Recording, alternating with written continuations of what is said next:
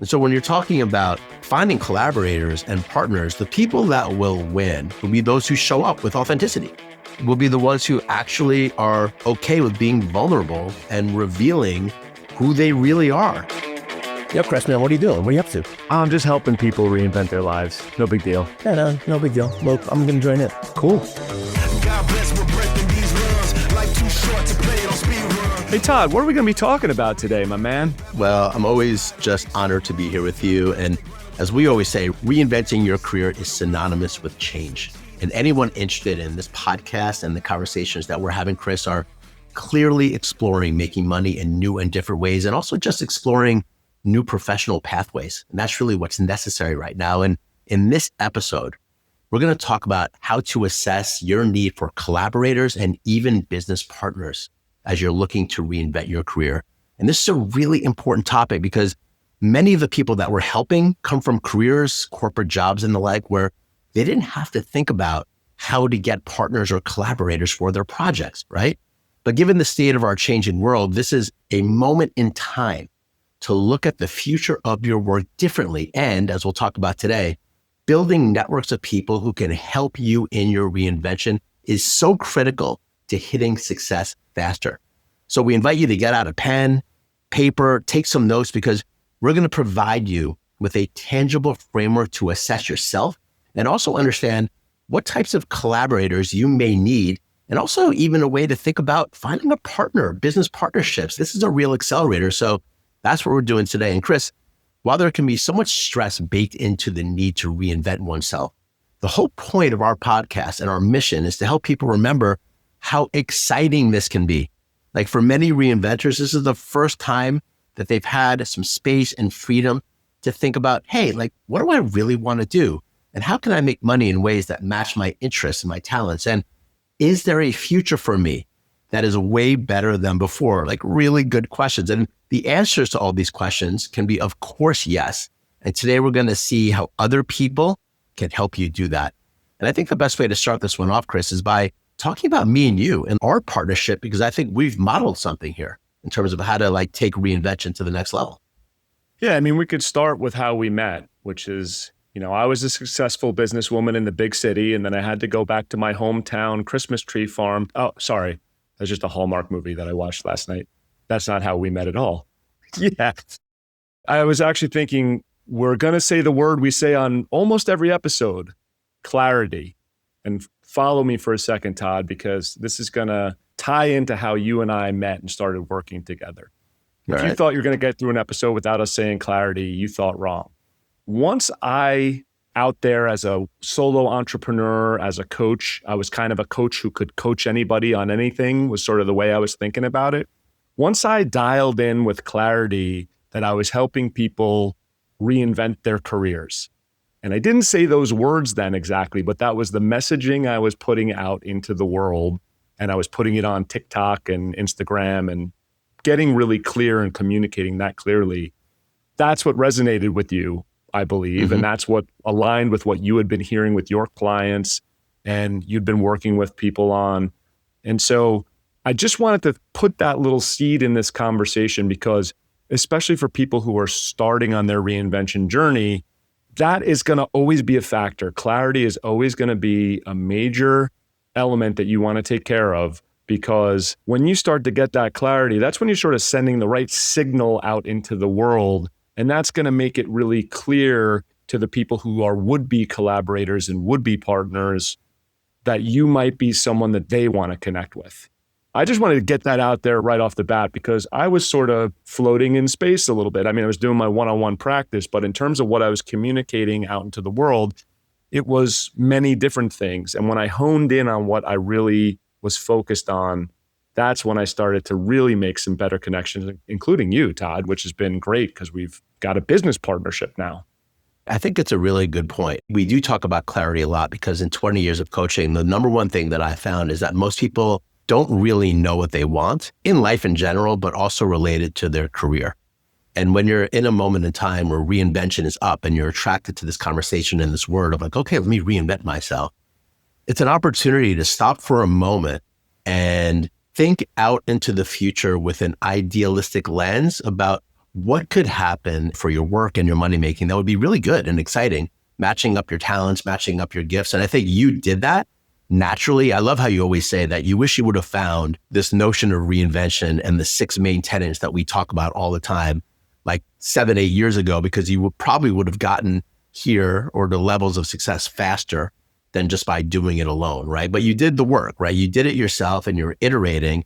And then you started to hone in on your messaging. Oh, I'm helping people who come from a corporate background reinvent themselves because they're miserable or they've just gotten laid off or they don't know what's next.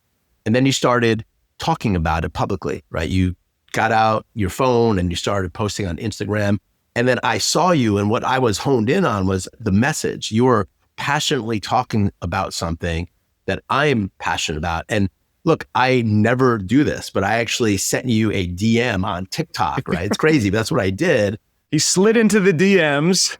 It's crazy, man. But I love what you're talking about. I love the way that you're talking about reinventing your career. It's very similar to what I believe. And maybe we should just hop on a call, and you're like, okay. For me, on my side, let me give you a little bit of perspective on my side, okay? Because I come from a different angle. You weren't necessarily looking for collaborators or a business partner, right? You were just honing in on what you were doing, and you became a lightning rod for somebody else, me in this case, who actually was at a different point in the way that I look about my career, because I've come to the realization, like as being an entrepreneur for 20 years, that I work really well in partnership and in collaboration with others. And that's not always a good thing. Like I've had terrible partnerships. I've had businesses fail, and I've also had businesses thrive and projects thrive by being in collaboration. So I've learned a lot about this particular topic. But what I do know is that I am somebody that does well when I'm working in a team. Okay. And I do have elements of leadership. I think you've got to know me a little bit. I like to lead certain parts, but I also love to let others lead. And that's just what I found. And I think that when we're talking energetically around reinvention, and you're somebody that's looking out into the future and thinking, all right, I want to start some new ideas. And maybe you're looking to be an entrepreneur or a consultant or a coach, and you like this conversation. It starts with self-awareness about how do you thrive best? Are you somebody that is really good solo? Do you work better in a team? And if you do work better as part of a team, which most of us do, by the way, right? Mm-hmm. What role do you typically take on within that team? Because when you start getting really smart about who you are, you can start to build circumstances that will lead you to success faster. And that's what we want here. So when you're starting to think about, oh, I need a partner, or I need a collaborator. No, at first, get self-aware, right, Chris, about what situation do you thrive well in, and then you can start to look out into the landscape. And for me, I was already there, and you were just kind of like swimming around talking about stuff. Yeah, go for it. This is apparently a theme of the Reinvention community and our podcast, which is that I did everything back asswards and tumbling and figured it out by doing an experimentation. Truly though, and obviously I've learned a lot on the way, and it's actually been a great experience because I've learned a lot of pitfalls and a lot of mistakes that can be made, and it really informs my coaching. You hear me say stuff to people in the community that directly from, you might know behind the scenes, directly from something that I screwed up or I just did in a suboptimal way in the beginning. But it's funny because this self-assessing, self-awareness, I've come to it over time. But when I first decided to leave corporate and hang my own shingle, I think I really had a self-perception that not only that I didn't like the corporate structure and the stuff we were working on and bureaucracy and all that stuff, but I was like, I don't even want to be part of an organization. I'm a lone wolf. I'm going to do my own thing and I'm going to just run with this. I need to change that part too. I've been in huge companies. Now I'm going to be a company of one. And looking back, I managed to turn the company of one into a business.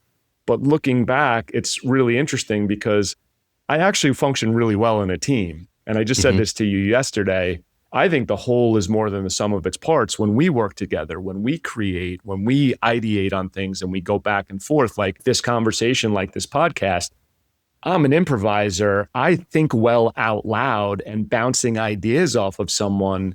And then I also get excited in terms of my motivation to like deliver something back to you that we're working on together.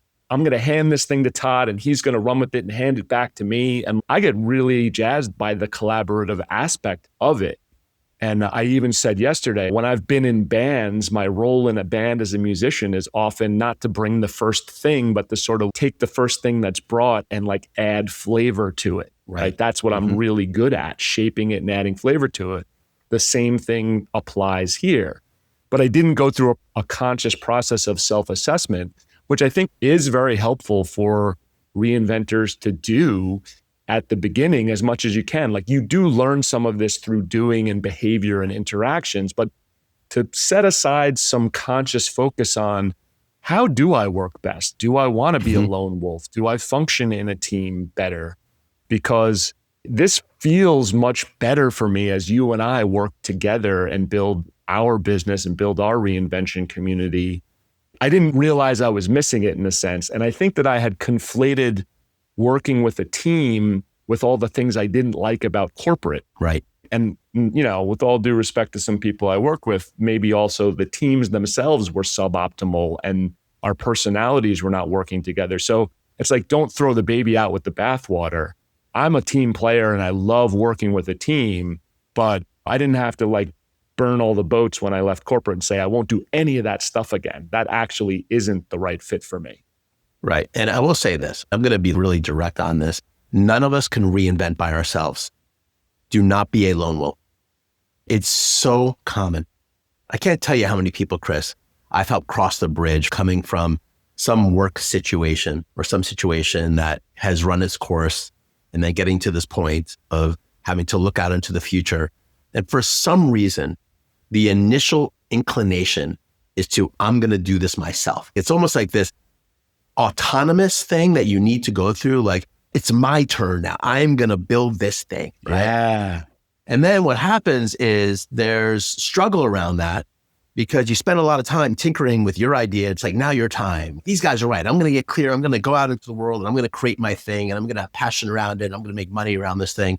And then what happens inevitably is that you run into obstacles because you can't do it all by yourself. And what most people realize at some point along the way is that they love being a part of a team. There are aspects about being a part of a team that were really beneficial and they start to miss that. And so why we're doing this episode is to let you know right up front that reinvention is a teamwork exercise. Okay. And even if you thrive really well as a leader and a solo entrepreneur, you need to figure out ways to find collaborators, to create a mastermind, to maybe even find a business partner or two.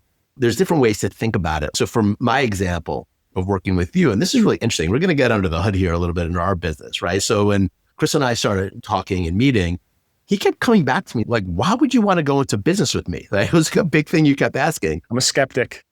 You're skeptical. And for me, I had identified from past experiences that this business that I wanted to build, this coaching business that was around career reinvention, I wanted to work with somebody who literally was the model of somebody that reinvented themselves pretty successfully. And I really saw that in you. That could also speak really well on camera, where I could do a podcast episode like this. You know, there was a bunch of things that I was looking for. So I was really aware of what would be a good business model for me or partnership from the standpoint of past experience. But the general notion is that we all work better on a team. And so as you're getting this self-assessment about what type of team do you need to create, a lot of people go this route of, well, I just need to do everything by myself. And what we're here to tell you is, no, don't do that. Call in a group of people. I love the term mastermind. I've done a lot of this, and you probably have heard this word thrown around. A mastermind is you just call in some people to discuss your idea and you get feedback from them and you start to get data. That's teamwork right there. Then maybe you're also helping them with projects and hearing what they're up to. But like getting out of the isolation, getting out of the lone wolf is the number one recommendation here. Okay. And whatever you need to do to be that leader and be that entrepreneur and be that reinventor and all the things that you need to embody, but do it as you're motivating and magnetizing teams of people around you will get you to success faster, right? It just will. Todd, I think I'm going to be that guy right now and just say the mastermind concept does sound a lot like what happens in our reinvention community when we have people share what they're working on and get instant feedback from people who might be in their client demo. I'm not trying to plug that, but it is just a really cool thing to see. When somebody's in our community and they're talking to you and me, we're the two coaches and we're giving them encouragement and we're saying that, hey, we think that really is a good idea. And we only say that if we really think it is a good idea. But we're the coaches. It's really especially cool when somebody says their business idea and somebody who they kind of only know through a couple of Zoom calls, basically, who's not a coach says, oh yeah, that sounds awesome. Tell me more about that. Like, how much is that going to cost? Oh, that's really cool. Like, I'm into it. Just getting that feedback. And then also, once you've got that positive feedback, you can get some real constructive criticism. You can do some real market research just having that conversation live with that person. So you can do a lot of research at home and Google and interact with AI, but connecting with real people who potentially could be like real clients or real collaborators or real partners is so, so, so critical. Talking about how you and I met, from my perspective, I am not normally inclined to say yes to a collaboration or a partner. You saw my skepticism and my pushing back and my sort of like, well, why me? Where is this coming from? I have my guard and my defenses up. And I'm really, really, really glad that I did say yes. As you know, I did my due diligence and I went through, we had a lot of conversations and things like that. But I'm really happy that I was open to the possibility of partnering or collaborating.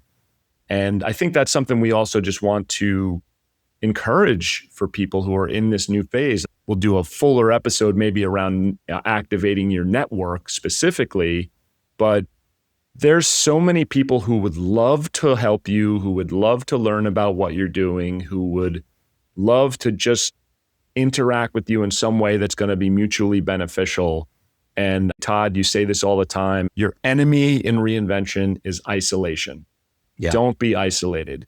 Create and connect with your community around this. And if you have any fear around that, around reaching out, like we said, get that clarity about what you're communicating, but you have to reach out and create community around this. Yeah. And actually, I want to share my own perspective on that piece is that, do you know how like you got to saying yes all the time? It was because the energy by which I brought the language that I used, it was always a trial. It was always temporary. And I think this is a really important point that I want to bang home right now. Okay, so bear with me, but I want to talk about this because when people start reinventing and they're putting out their shingle or they're trying these new things, there's this tendency to go under the hood like a mad scientist, go out and create this thing, and then you're going to reveal it to the world and it's going to be your big thing. Do not do that. That is not the way that successful entrepreneurs and reinventors go about it. The mindset of successful reinvention is got to be around temporary wins, small experiments. We talk a lot about that, taking small experiments. And look, even our partnership right now, we have a podcast together. We have a coaching community. We started this 3 months ago from the time we're recording this. And we've done a lot of work together that has real assets in the world that are happening, okay? And the reason why that happened is because the mindset that we work together is, oh, this is just temporary. Like our logistical contract together, my friends, is like a 6-month trial contract. We don't have a company yet. And I'm sharing all of this because this is the proper way to do it, right? Cast a wide net, create collaborations that are experiments, create trial programs. Not everything that you do has to be it, okay? So that's how you want to go about finding collaborators and partnerships. Like you don't need just one person. It's not the way that it is. Create these like small little experiments, put it out into the world. And then Chris and I are a good example here because we've constantly been surprised by the resonance we have around the way that we talk about reinvention, by the way that we actually coach. There was a lot of unknowns that we didn't know about it. But because we have this energetic of, oh, we're just testing this out and we're just experimenting as opposed to, this has got to be it. Our partnership would have ended already if we were going that route. And I think that this goes into effect like relationships, dating, like this applies. Don't go into it thinking that this has to be it. Go into reinvention in any standpoint thinking this is an experiment. Let me check this out. Let's play a little bit. Like, don't create permanent solutions, create temporary experiments. I know you have something to share on this. No, that's amazing. That's such a great point and a great analogy even to your personal relationships to say, when you hear about somebody bringing the energy of this has got to be the one, the next one I meet has got to be the one. And then they're like scrutinizing every little thing and they're killing it before it even starts. That's right. Now, for my IT project management nerds, it's like waterfall versus agile. It's the idea of building something quietly in your garage for 2 years and then revealing it to the world versus kind of building on the fly and building in the open. Thank God we have been more agile in the way we have built this, Todd. We've come up with so many ideas. Like a podcast wasn't even on the radar 3 months ago. And we're at the point where this is going to be episode 18 in the can or whatever it is. We're so into this and it's been really exciting and powerful. And like, it also is just, I'm energized by all the stuff that we're doing. If we were just sitting quietly trying to hammer out and solve something that we didn't even know how to market or anybody interested in it, I would probably be so drained right now from having done that. Maybe not everyone's like that. And so there is a self-awareness element of it, but I really love the idea of being open to collaboration, seeing where things take you. Again, like you said, there's a risk management element in it where we set up a contract and we protected ourselves and we were really clear about, well, we're mostly putting in like sweat equity to this. So it's not like we're overextending ourselves, but in that framework, gave ourselves a platform to experiment and also to play the long game. It's not like we're saying, oh my God, we have to recoup this investment as soon as possible or something like that. We're like, hey, let's serve the people that we want to serve. Let's try to figure out the best way to get to the right community and help them the best way possible. And the business success follows from that. It's not like this mining extraction thing where we're just trying to like get to the money as fast as possible. It's bigger thinking than that. It's long term. What you're also pointing to is the distinction between what's a collaborator and what's a business partner, right? You and I are business partners. And one of the big differences in that is a business partner is in your business, like you're working together and money is a very real thing that you have to talk about, right? And I think that's obviously a deeper collaboration, maybe the deepest when it comes to business, right? But before we get into that piece, I think we want to start defining and helping people here think about dissecting this need for collaborators and then potentially this need for a business partnership. And so when I think about collaborators, when I'm starting something or I'm coaching somebody to be like, all right, I got this idea and I'm going out there to take some action in the world. And you tell me about finding collaborators. What am I actually looking for? And so there's a couple of different types of collaborators that you want to look at. Number one are people who you might consider mentors. These are great collaborators, people that you can reach out to who are further ahead than where you're at with your potential reinvention pathway. Mentors, right? And people love to get emails and messages saying, hey, I love what you're doing. I see how much success you've had. I would love to get on the phone with you, and like learn more about it because I'm looking to do X, Y, Z. And maybe there's a way that I can assist and help what you're doing as well. Those types of messages, when you're talking about reaching out to potential collaborators, really work. Right? So you're looking for mentors. You're looking for people that can help you in some way. Models, and I'm not talking about fashion models here. I'm talking about people that logistically have succeeded doing the very thing that you're potentially setting out to do, right? So we're coaches. We have a community, like we have a podcast. There's a lot of people, Chris, out there that have done what we're doing really successfully. I learn from them. I follow their podcast. I read their books. I've taken a lot of their courses. We're not necessarily collaborating with them, but if you look at investing in yourself and investing in your potential reinvention as a mental model of collaboration, then yeah, absolutely. Like looking at people that you can model from, right, is very important. Potential customers and avatars of your business, right? This is really important, right? Who in your network or who do you know out there that would be a potential buyer or contributor to what you're doing that needs what you have? Those are collaborators. Like bring them into a mastermind, bring them into a session. This is how you start getting real data, okay? And then the last model of collaborators would be what I call adjunct skill providers. Like those people who have skills that you don't have that can help a successful reinvention to happen.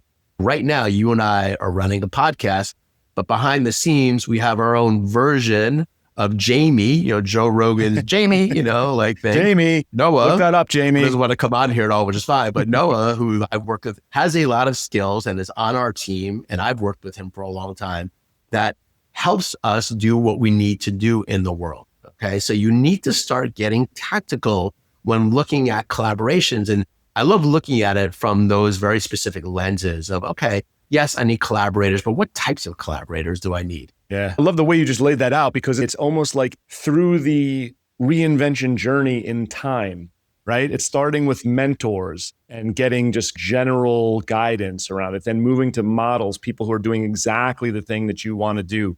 Then now you're thinking about potential customers and your business avatars. And then as you're further into what we call like reinvention stage 2 or 3, that's where you're starting to think about, yeah, I need to supplement. I can't be the CFO of this. I've had this conversation with someone just recently where their business is growing and it's out ahead of them to the point where they're like, I'm getting pulled away from the sales stuff that I should be doing because I'm the core engine of this business. I need a finance operator to do that stuff for me. And that's a great problem to have, right? But you nailed it before, Todd. We come into this, a lot of us, with this idea that like, hey, I'll just wear all the hats.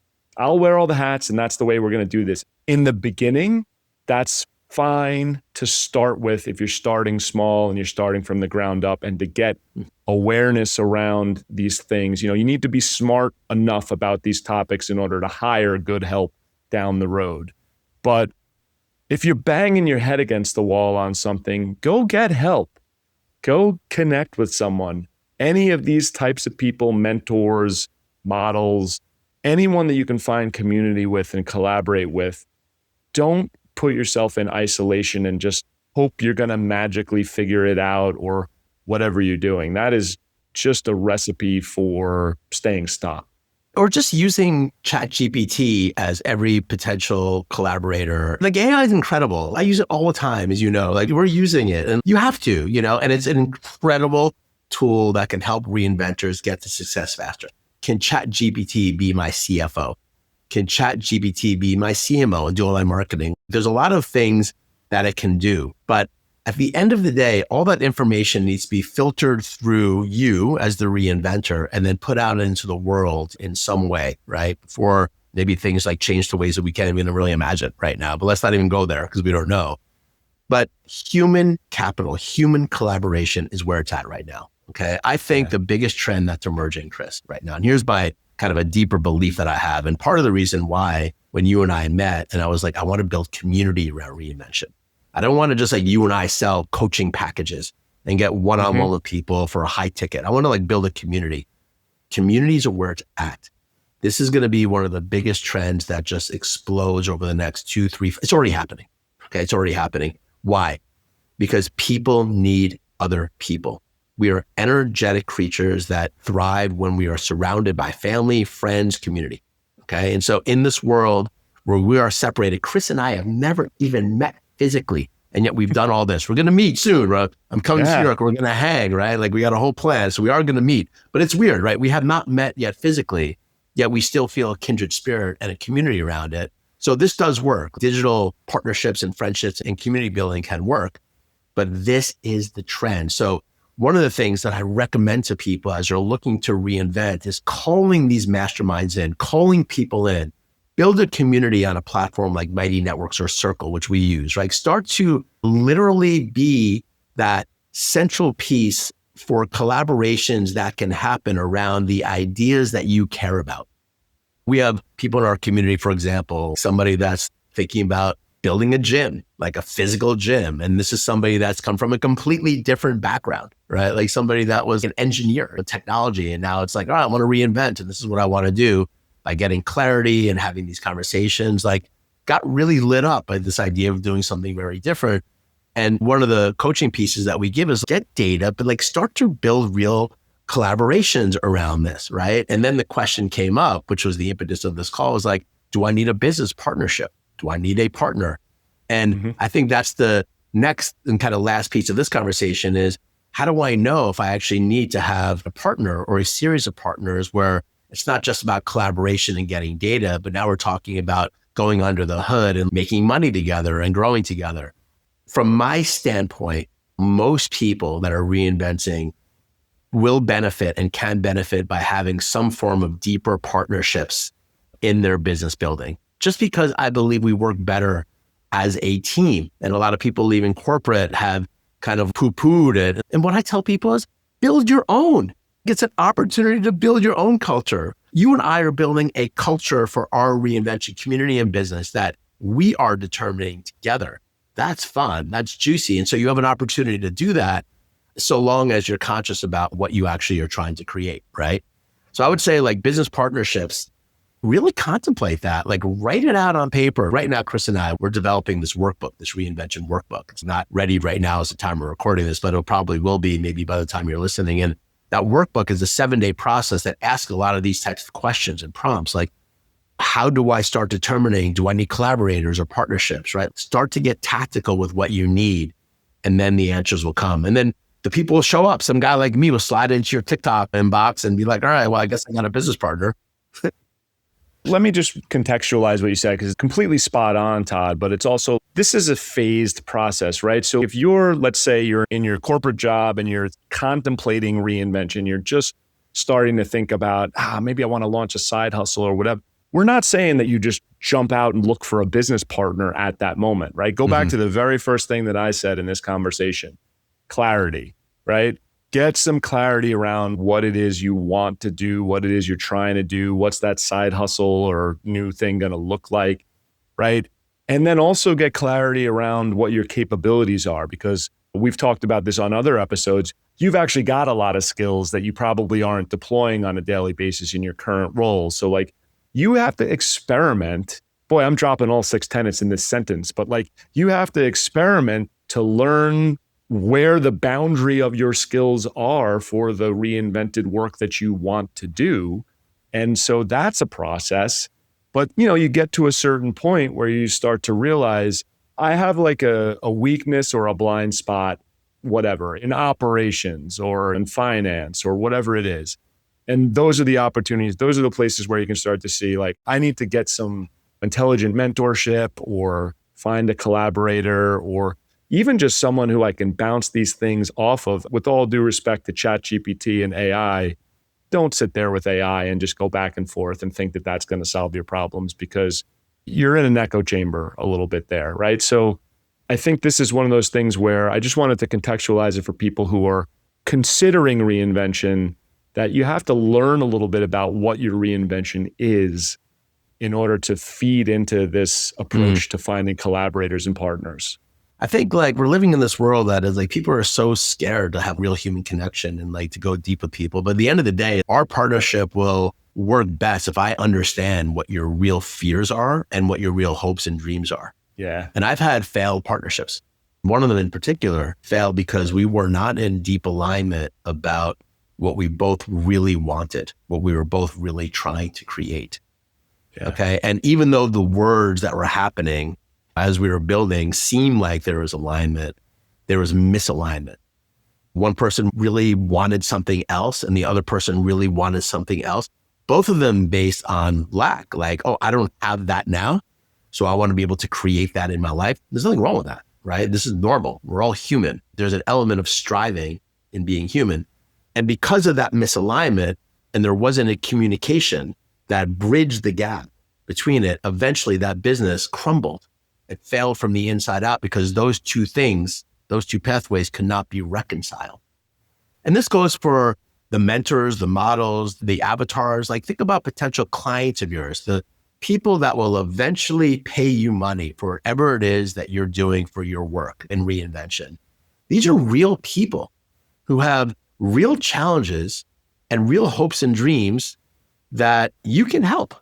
At the end of the day, it's what a business is. The business helps, okay? Every business helps somebody do something.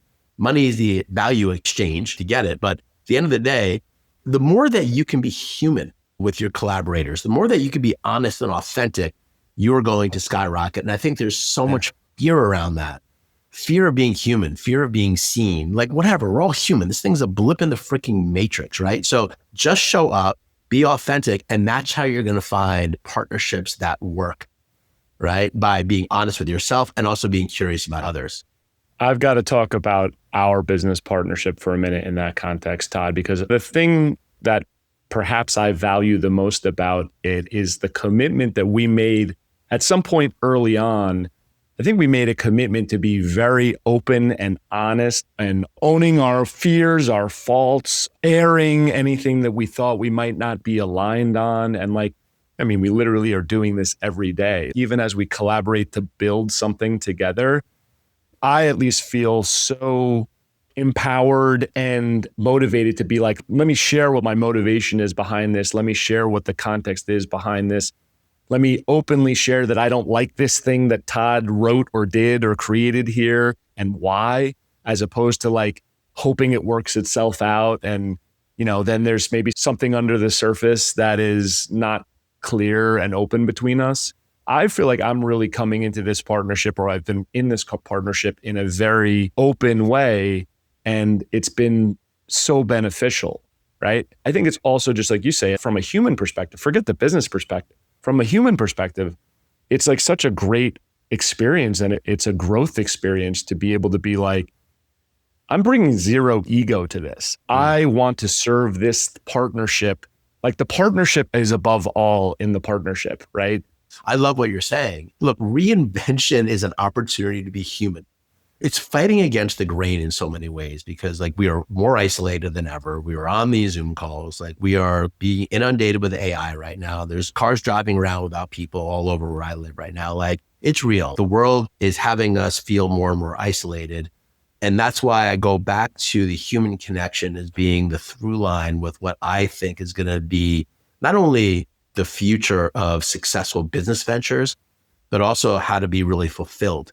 Because it's not just about making money. It's also about living a life that you feel is valuable and fulfilled, and deeply enriching for yourself. And the more that you can get into just openness and vulnerability, but it doesn't mean that on our first DM, I was like, oh man, I'm struggling with all this and I'm looking for a way out and maybe you can help me. It's not that, it's iterative, right? But you got to find your people as you're reinventing yourself. And I've seen unsuccessful reinventions happen. I have one in particular in mind, somebody who I really like and respect as a person, did that thing where they just went into the hood, under the thing, and spent so much time by themselves, iterating and tinkering, and didn't open themselves up to collaborations, didn't open themselves up to partnership, and then constantly is revealing things in the world and then feeling disappointed because it's not landing or working or catching fire. Of course it isn't, because you didn't build it in collaboration. You didn't build it in partnership. This is an opportunity to get out of your own way and build. That's the message from today, Chris, is build in partnership, build in vulnerability, be human, be curious about the other humans in your field that you're serving or working with in some ways, and let that drive you. Look, AI is going to come and accelerate technology. It's not going away, okay? But neither are human beings and our need to be human. Not everybody feels that way, but I know you do. Human beings are really important. When I look at my life, I'm trying to make everyone around me feel fulfilled and successful. That's my role. That's what I do. You're that way too. And that's the basis of our community. I care about the people in our group that we're helping. I want them to work. That's what drives it. That's what this episode is around. Yeah, we can get tactical, and I think we did, but it's also an energy thing. And it's a human thing. Now, we went deep. We weren't expecting to go that deep there, huh? Yeah, but it goes to the fundamental thing that I think about often, which is what are we here for, right? What are we doing the whole thing for? For me, do I want to be abundant in wealth and make lots of money? Sure, of course. That's the world we live in, I guess. But I'm really here to have a human experience. Here on the planet, right? I'm really here to connect with people, and I love helping people. I'm so excited I've found a way to help people through my work. And I think that even though we're in this potentially isolated world where you could just sit in your house and stare at your screen all day or whatever it is, I don't think that's what 99.99% of people actually want from their lives. So if we're going to get big and deep on this thing, then this really is a call to say, tap into your humanness and really examine what it is you want. I bet you want to connect with more people through your work and through your passion and your mission and the things that you do, right? It's so exciting. I think it's such an exciting opportunity at this time in life where you can just, like you said, we haven't met in person yet, right? We have this ability to use the technology to create relationships that could have never existed in the past. How cool is that? Yeah, I love it. What a juicy conversation. There's so many different angles we could go off of, but we hope if you're listening that you've loved what we've shared and you've gotten some real value out of it. And we invite you obviously to subscribe to our podcast, follow us along on social. Chris and I are just so committed to helping people reinvent their careers and their lives right now in this really chaotic moment in time, if we're being honest. And there are techniques and there is a process that can help you get there, navigate the murky waters to hit success faster. And starting just with that belief is really important. And we're just going to be a stand for that. And so finding partnerships and finding collaborators is a big part of that. Looking at the other humans in your field, in your life, and saying, how can I work with people to actually make this stuff happen is an accelerator, a big accelerator. So tune in to what we're doing, stay a part of these conversations. Just being a part of what we're talking about will amplify your ability to see things differently. That's the whole point of us doing this. And as always, Chris, man, it's just such an honor to be here with you, and having this conversation. I just love what we're doing here, man. So let's keep going. Yeah, man. The pleasure's all mine. I appreciate it. Appreciate you, Todd. There's no fear in my chest.